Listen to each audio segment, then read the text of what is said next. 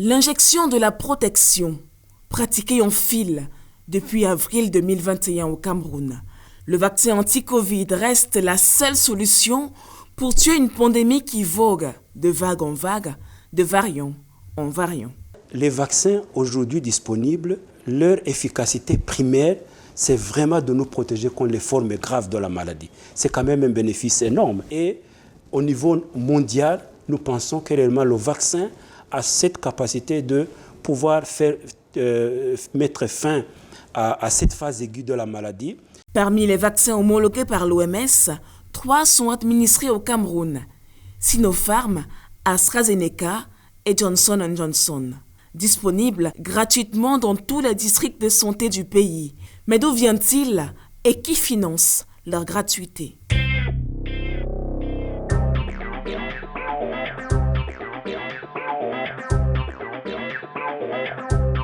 Avril 2021, les premières doses de vaccins anti-Covid foulent le sol camerounais. Ils viennent tout droit de l'empire du milieu. La Chine, premier partenaire commercial du Cameroun, a fait don de 200 000 doses de son vaccin Sinopharm à l'État du Cameroun. Le don est plus que symbolique. Nous sommes en pleine pandémie de Covid-19 et les relations internationales ont un soubassement de solidarité. La dynamique des partenaires qui offre des vaccins soit en don, soit à bas prix, elle tient compte de l'espace d'influence. La Chine aujourd'hui est l'un des plus grands partenaires camerounais, sinon le premier en termes d'investissement. L'autoroute Yaoundé-Douala, vous savez que c'est la Chine qui se déploie. Beaucoup d'autres réalisations au Cameroun sont portées par la Chine. La Chine aujourd'hui a le palmarès d'avoir été le premier partenaire camerounais à donner une première dose de vaccin, je le reprécise, 200 000 doses. Le vaccin Sinopharm, il était arrivé accueilli à l'aéroport Simalène par à la fois le Premier ministre, chef du gouvernement, et le ministre de la Santé publique. Donc il y a une sorte de création de certains précarés. On sait que là, c'est ma zone d'influence. De l'autre côté, c'est la zone d'influence de tel. Les doses de Sinopharm précèdent celles du vaccin AstraZeneca, produit en Inde. Cette fois, le don n'est pas un don.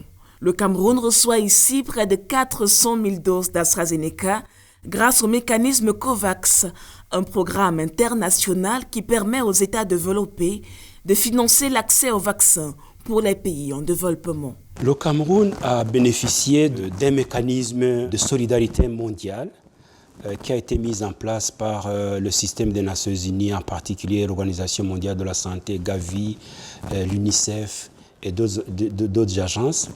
Et l'objectif de ce mécanisme qu'on appelle COVAX, c'était de s'assurer que quand le vaccin sera disponible, qu'il ne soit pas disponible uniquement pour les pays qui ont les capacités de payer. Malheureusement, on a vu que ce mécanisme a été très bousculé. Donc les pays riches ont accaparé beaucoup de vaccins. L'autre effet qui a beaucoup mis le mécanisme en difficulté, c'est que l'épidémie s'est aggravée en Inde. Et un certain nombre de vaccins qui viennent par ce mécanisme sont fabriqués en Inde.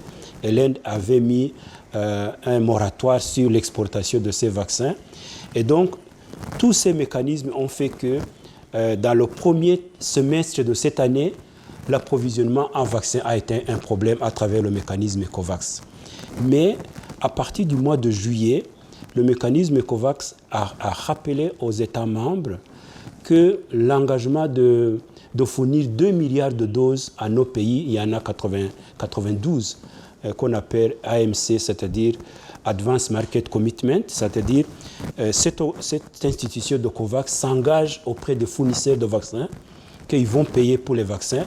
Comme ça, ils reçoivent le vaccin et le donnent aux États membres gratuitement pour vacciner 20% de la population. Et à partir de la vaccination de 20%, les pays doivent commencer à payer. D'avril à août 2021, Sinopharm et AstraZeneca sont les seuls vaccins présents sur le territoire. Les deux sont des vaccins à 2 doses, mais affichent des courbes d'utilisation différentes. Les données officielles montrent une plus grande administration de l'AstraZeneca dans les 10 régions, comme le montre ce graphique. Cette prédominance s'explique simplement par sa courte durée de validité. Les doses d'AstraZeneca reçues en avril expiraient en août dernier, soit 4 mois seulement, contre 1 an de validité pour le Sinopharm qui lui expire en mars 2022. Mais même administrées en priorité, des milliers de doses d'AstraZeneca n'ont pu être consommées. À ce jour, le Cameroun a consommé 40% des vaccins reçus. Les doses d'AstraZeneca qui étaient disponibles au niveau national ont expiré le 23. Et donc aujourd'hui, techniquement, si vous voulez être vacciné avec AstraZeneca, vous ne pouvez pas l'avoir. Et c'est dommage parce que les doses qui étaient disponibles, toutes les doses n'ont pas été utilisées et c'est pas normal parce que ce sont quand même des produits chers. Hein? Donc même si on les reçoit gratuitement à travers le mécanisme COVAX, mais il faut réaliser que derrière, il y a des gens qui payent, il y a des pays qui payent pour ces produits.